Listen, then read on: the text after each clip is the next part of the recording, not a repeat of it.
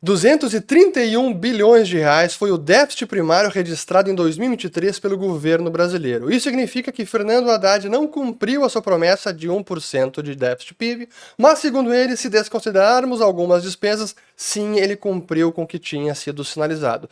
A verdade é que eu estou vendo muito ruído de ambos os lados, de quem é pró-governo, de quem é oposição, então eu quero trazer um pouco de luz ao que está acontecendo, até porque alguns estão prognosticando a disparada da inflação. E não é bem assim, é preciso entender a verdade sobre o rumo das contas públicas, porque de fato está havendo um rombo e ele é relevante, isso é fundamental para o futuro da nossa economia. E começando aqui com uma matéria, eu vou destacar uma, não é nenhuma decisão deliberada escolher essa, foi a primeira que eu vi, tem um gráfico interessante, mas tem de tudo que é lado, algumas mais tendenciosas que outras. Vou deixar para que vocês depois julguem, mas eu vou trazer mais detalhamento sobre os números do governo. Então, essa aqui dizendo o seguinte: o governo Lula tem déficit de 230,5 bilhões em 2023, pior desde 2020. De fato, em termos nominais, é o pior déficit da história, excetuando 2020, o ano da pandemia, desde que iniciou a série histórica em 1997. E em termos reais, também é o pior déficit, excetuando o ano de 2020. E aqui temos um gráfico mostrando aqui o seguinte, ó. Contas públicas registram o segundo pior rombo da história em 2023. Então aqui 230,9 em termos reais. O déficit primário significa que é o resultado de toda a receita do governo menos as despesas correntes. A gente não está falando ainda de despesas com juros da dívida. Esse é outro problema que eu vou falar no final do vídeo. Mas, voltando, em 2020, que foi ano da pandemia, o déficit primário foi de quase 1 trilhão. Impressionante. E 2016, que chegou bem perto, 230,7 bilhões de reais. Déficit primário, aqui real significa que os valores foram corrigidos pela inflação. E aqui a manchete também está dizendo que o Haddad não cumpriu a promessa de déficit de 1%. E o Ministério da Fazenda fez uma apresentação à Secretaria do Tesouro Nacional para mostrar os números, está bem detalhado. Aqui nessa notícia também tem os links.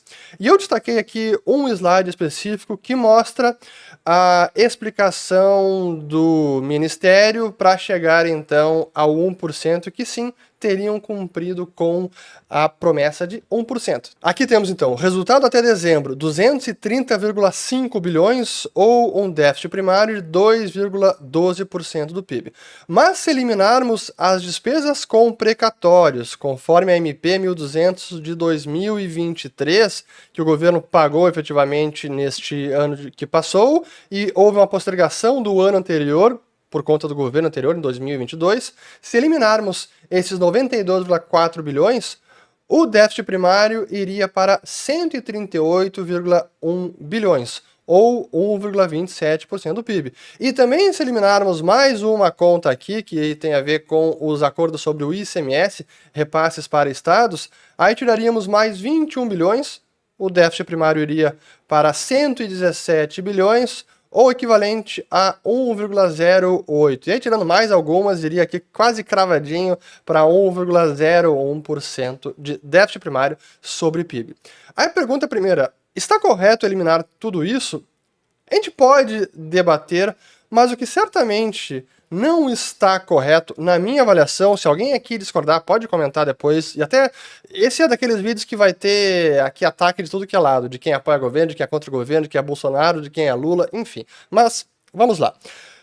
Esses precatórios, 92,4 bilhões, será que está correto eliminar todo esse pagamento? Se tirarmos 92 bilhões de precatório, o governo não teria pago praticamente nada de precatório em 2023. Mas isso está correto? Porque se nós analisarmos o histórico, todo ano o governo tem uma despesa relevante com precatórios. Então eliminar praticamente 100% de despesa de precatório não me parece tão correto quando se faz a análise do resultado primário do governo. E eu quero mostrar então aqui algumas cifras, começando com a despesa total. E todos os valores que eu vou utilizar aqui são em termos reais, já corrigidos pela inflação. O que nós temos primeiro? Despesa total. Em 2023, somou 2,2 trilhões de reais, abaixo da pandemia, que tinha sido quase 2,5 trilhões de reais, e acima do que foi em 2022 e 2021, enfim, é a maior despesa do governo, à exceção da pandemia. Mas, novamente, é preciso removermos agora o efeito dos precatórios. Então, o critério que eu vou mostrar aqui é, tirando todas as despesas de precatórios, que nesses últimos anos somaram os seguintes montantes. Em 2023, eu não cheguei naqueles 92,4 do governo, cheguei em 95,6 pelos próprios arquivos disponibilizados pela Secretaria do Tesouro Nacional. Então, 96 bilhões de reais em precatórios. Em 2022, apenas 32,5 bilhões, então vejam que realmente houve aqui uma queda em relação a 2021, que tinham sido pagos 64 bilhões de reais. E aqui os outros anos, 63,7, assim por diante, a gente vê que há um crescimento das dívidas ou a despesa com precatórios, e a queda, a exceção foi 2022, então claramente houve uma postergação de precatórios para 2023. Mas a pergunta é, será que 2023 teria sido zero, como Haddad considerou naquele slide, ou teria sido mais na casa de 60 ou 70 bilhões? Então aquela foto não fica muito da maneira como o Ministério da Fazenda quis mostrar. Mas vamos considerar o seguinte, vamos eliminar essas despesas com precatórios de todos os anos, 100%. Aí quais seriam as despesas totais fazendo esta análise? Então aqui temos despesa total sem precatórios, e teríamos então 2023 ainda acima de 2 trilhões de reais, que também seria a maior despesa total, novamente, à exceção de 2020, que foi o ano da pandemia. Isso significa que o crescimento real da despesa total foi o seguinte, em 2023, 9,3%. Já desconsideramos a despesa com precatório, então ela não está sendo considerada aqui dentro. Ainda assim, o governo aumentou em termos reais 9,3% a despesa total. Ano 2022, o aumento foi de 4,4%, a 2021 foi uma queda de 24%, claro, pelo efeito da pandemia, assim como 2020 foi um aumento de 31,5%. Mas nessa série histórica que vai até 2009, quando esses dados de precatórios foram detalhados nos arquivos do governo, a gente vê que 9,3% de aumento real só perde para a pandemia e também para o ano de 2010, que foi o ano de uma expansão fiscal considerável, com muitos estímulos do governo, saindo da grande crise financeira de 2008, 2009, 2010, o governo praticou muita expansão fiscal. Se considerarmos aqui os repasses para o BNDES, aí seria ainda maior. Mas a gente pode ver que há, de fato, um crescimento real considerável da despesa total. Não é apenas efeito de precatórios. Mas eu tenho mais gráficos agora, então o resultado primário que ficaria da seguinte maneira. Eliminando essas despesas com precatórios, 2023 chegaremos a 135 bilhões de déficit primário, a pandemia teríamos 876 bilhões, e vejam que 2023 ainda ficaria menos pior do que foi 2016 e também 2015, 2 anos que a economia brasileira estava no buraco, naquela profunda recessão. Então, esses são os dados de despesa total desconsiderando os precatórios, como ela vem evoluindo. A gente pode ver que, de fato, há um desejo e o espírito deste governo é de gastar mais. Só que agora há um grande problema que vem do lado da receita. Não apenas a despesa está aumentando e o marco fiscal garante um piso de 0,6% das despesas, como nós temos também a receita que caiu bastante. A arrecadação vem caindo. E eu já falei sobre isso em alguns vídeos, até quero colocar aqui o gráfico, depois eu vou explicar. Ó. Aqui temos a receita líquida, a variação real, então em termos reais. 2023 foi uma queda de 2,2%. 2022 tivemos uma alta de 7,7%. 2021, um salto brutal de 21,1%. E só é comparável ao ano de 2010, 20,8%, que também é fruto da expansão fiscal. O que esses 2 anos têm em comum? O PIB nominal disparou por conta desses pacotes de estímulos. Eu fiz uma live para os nossos membros do canal bem detalhada sobre o efeito da receita, da arrecadação, no PIB nominal e também as despesas que o governo está aumentando agora. Quem não é membro ainda, considere se tornar membro, tem muito conteúdo inédito e com muita densidade de dados e análise. Aqui no botãozinho vocês podem se tornar membros. Pois bem, mas é fato que há agora um problema não apenas pelo lado da receita, mas também pelo lado da despesa.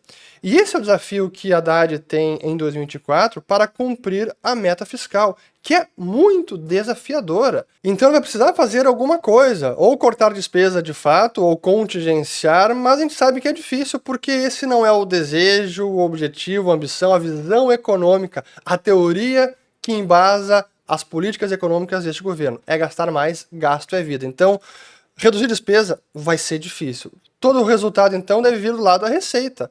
Mas fechar essa equação aumentando a receita também está mais desafiador e por decisões do próprio governo. Por exemplo, com as estatais. Ao ressignificar a função social delas, o governo está minando a lucratividade e, portanto, os dividendos que poderiam resultar da operação dessas empresas.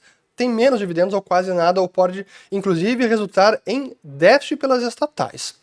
A outra fonte de receita extraordinária poderia ser concessões, privatizações, mas também sabe que o governo abriu mão disso, pelo contrário, já deixou claro que não haverá privatizações. Então, duas grandes fontes de receita extra e que funcionou para o governo anterior, especialmente em 2022 e 2021, concessões, privatizações e dividendos recordes, esse governo não quer praticar isso. Então, fica realmente bem complicado.